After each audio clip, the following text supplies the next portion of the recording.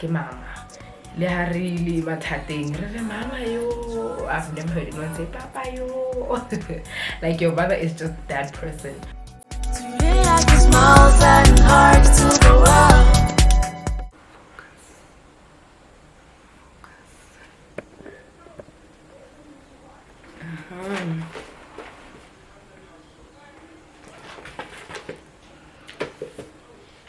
Hi guys, welcome back to my channel. If you're new to this channel, welcome, and if you are a returning subscriber, it must be nice if you're doing it twice, and I'm so glad you're back like you never left. And as you can see by the title of the video and by the setting, I am doing a sit down video today, and the title of the video is "My Mom is Becoming More Human to Me. I See Her Now." I'm sure you're wondering what's that all about.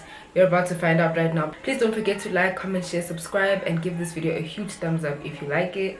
And yeah, let's get right into it. I was thinking today the sun lighting, I'm not even using a ring light. Natural lighting is really the best lighting. When they say natural lighting is the best lighting, the weather today, yeah, I'm like, you know what, I'm not gonna waste this weather, let me shoot content. One thing about me, lighting is the first priority. I need a house with windows, huge windows, where sunlight just comes in, and it's just because I'm loving the quality. Yesterday I recorded this video. I'm sure some of you saw if you follow me on Instagram, and if you don't, please make sure it's at Miss Rain on Instagram and Twitter. I posted a video of BTS, and I was wearing a wig, I had my lashes on, looking all snazzy for this video because it really is a special one. And then today when I was looking at the footage, I realized the lighting was horrible and it was dark at night. I think the light in my room, I need to change it, because even when I shoot with 2 ring lights, the lighting is still dark. So I think the problem is the light in my room. So I decided today is a Saturday, the sun is out, perfect lighting, let me do it again. So yeah, if you expect the video like lashes, like I see and a lot of people commented, you look so beautiful, and they saw I was recording a YouTube video. They're probably like looking forward to seeing it, but unfortunately it's not happening. So I saw a tweet, I think I saw this last year, honestly, if I'm being honest. I saw this tweet last year, and I also was watching a video, Thick Leonce, one of my favorite content creators, and Thick Leonce was basically talking about how she's starting to see her mom as more human in her adulthood, and she doesn't see it anymore as like, you know how we always perceive our parents as these like alpha creatures who are just superhumans and are supposed to do everything for us because they birthed us and whatever. We don't really take time to see our parents as human beings and try to understand where they come from. So yeah, she was basically touching on that on a video. If I find it, I'll put the link in the description box below if you remember which video it was. And then I went on Twitter the other day and I saw these 2 tweets. The first one is by, I don't know how to say this handle, but I think it's the Emperor of Umlazi. And he said, being a fully grown adult around your parents can be a jarring experience. You stop seeing them as demigods and start seeing them as human beings. You see all the character flaws, the strengths, the scars, etc. You get to see them. And then another one by Mulenga, and she said, no one warns you about the weird shift that happens from seeing your parents as superheroes or superhumans to seeing them as vulnerable and human. Wow. And when I saw that, I was like, actually, like, I was just thinking about my mom and my journey with my relationship with my mom. Backstory. Growing up, I've always seen my mom as this person who was my provider, even though like from a very young age, Christianity was introduced to me very early. I am from a Christian home. It was introduced to me very early, and I always knew that God is the one, you know, who gives my mom strength to go to work, and he is the provider, he is my father.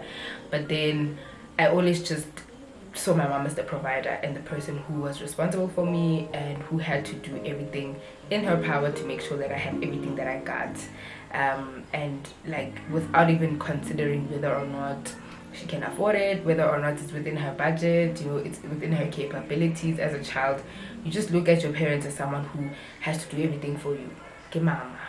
Le ha really mathateng re re mama yo. I've never heard anyone say papa yo. Like your mother is just that person. So growing up, I've always seen her like that, and growing up in boarding school didn't make it easier because I was in boarding school from grade 4 up until grade 10. So when I was 10 years old, I started boarding school, and that meant most of the days I was not with my mom. I would go home like every second weekend, and then from grade 8 to matric to grade 10, I would go home once a month. So I never really saw how life affects her, but I always relied on her to be the provider. So even when I was at boarding school, I remember sometimes she would call me and be like, when are you never check up on me? You know, you always check up on me if you want something. And like, obviously when she said it at the time, it was like, actually, very mature, as Rick Ross said it. But then after that, I just hang up the phone and continue with my life and just form like relationships and yeah, connections with people that I lived with. My friends, they became my family. And even when I was at home, like on holidays, I would always be on my phone. Like they would even complain, when you're here, you're not here. Like you're always on your phone, because I really just found family in my friends. And not to say I disregarded my family or anything like that, but my friends were the people that I resonated with the most. They were the people that I cultivated strong bonds with, because I lived with them most of the time.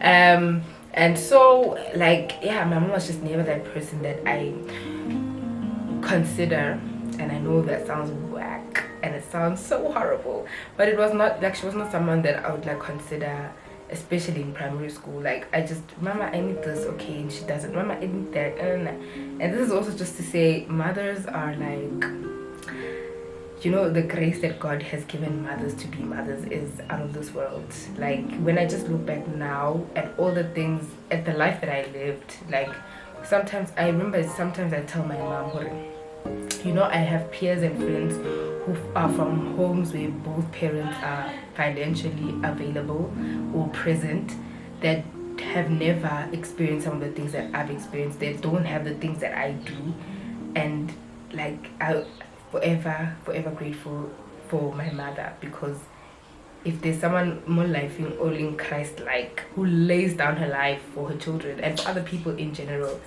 I have to give it to my mom. She made sure my brother and I lived the softest life. And now when I'm grown, like fast forward to now in my adulthood, like I started to, I think in matric, if not grade 11, to see her, because that's when I left boarding school and started to have more conversations with her, became closer to her, you know, and you know, she tells me about her childhood, about her journey there in life with having 2 children, and raising them on her own. And like, you just start to realize, damn, this person, like, it's crazy how much parents and how much our mothers go through and are still able to show up. Like, it's crazy. Not right now, I'm in the midst of adulting them. I don't have a dog, I don't have a cat, I don't have a kid, I don't pay rent, I don't pay water, electricity, I don't buy bread. But already I feel like, I say the whole night. Sometimes I don't even feel like showing up in the world, you know. Sometimes I just feel like, if I can just live for a week, at least I'll be fine. But then mothers, like, their job is a full-time one, and they have so many responsibilities, they have so much like on their plate, and they still manage to show up and be great people and laugh and smile and be happy. And it's like, what manner of grace is this that carries you so much? So yeah, I was just thinking about how, like, I'm starting to see my mom and appreciating her strength as a human being, her tenacity, just the willingness to be a mother despite everything. And yeah, like, it's adulting is weird. Like, all the things that didn't make sense to you as a kid, how your mom used to be so strict on you, how she never used to allow you to do this, you look back and you're like, I'm so grateful, I am so glad. Like, all of a sudden, all those things that they say you'll understand when you grow up, it's starting to make sense. Like, clarity is clear to see. And this video is just to appreciate mothers out there, especially my mother, because what an incredible woman, what a powerful woman. Wow, I'm in awe of the power and the willingness to do so much for people, not even her children only, but for other people. knowing sometimes that you won't get the favor back, or that these people won't even appreciate you going forward. So yeah, let's fast forward to, I think, around grade 11 or matric. Life started to get real. Guys, life is getting so real every day. Like, adulting is the weirdest thing ever. Like, every day life is getting more and more real, and it's like, wow, what is this? I can't believe I spawned. I can't believe I spent most of my high school career anticipating and counting down to being out of school for this. Wow. And then I started to see how much she had been doing and is still doing to make sure that my brother and I live the life that we do. And then hearing of the family dynamics of my friends and peers just made me realize how blessed I am to have my mother, because life is a series of choices, and she really could have decided to give us the bare minimum life because of the situation she found herself in, but she went out of her way to make sure that we live soft. Guys, when I say I live a soft life, I don't know what lack is, I don't know what struggle is, I don't know that thing. I'm so blessed to have my mother as my mother, and growing up I felt like my mother was such a stumbling block. Like, I would look at my other friends who had things that were better than mine. Especially growing up in boarding school is hectic, because there you can't even hide that you can't maintain a certain lifestyle, or that you don't come from a certain home. Like, we live together, so from the clothes that I wear to the toiletries that I use to the food that I get, like, it's so real. Like, you see her, oh, camera stopped recording, so if the angles are different, the vibes. So yeah, as I was saying, yeah, don't know where I was. Damn, that was so quick, I forgot so quickly. But basically, yes, I was just talking about how growing up in boarding school, like, the comparison is real, and sometimes you feel like your mom is not doing enough, like, and it's crazy because you're not from the same background, you don't have the same financial situations, like, it's different. But because, like, as a child, I don't even think you consider those things. You just look at your friends who have this, and you can't afford this, but you still go out of your way to ask your mom, pressurize your mom, please get this for me because of my friends, and yeah, it's just wild. It's just wild how, as a kid, I always thought, only if my mother was my friend's mother, only if my mother was my mom's mother, then I would have the softest life, then I would be such a happy child, I'd have everything that I need, I wouldn't have wants, I wouldn't have things that I lack. But now, I'm like, I wouldn't have, a second life, I would still choose my mom to be my mom, because when I look back to some of the people that I envied, the friends that I envied, the peers that I envied, and not even them, I didn't really envy them, but their parents and what their parents could do for them, I realized that there's some things that their parents could do for them, and some parts of their lives that their parents couldn't be present for, which are much more important to the growth of them. Do you understand? Like, for example, a parent that is financially present but not emotionally, that hinders you as a human being. Like, at least, I'm not saying the other one is better, both are important, but I think having an emotionally available, present parent is greater than having one that is financially present.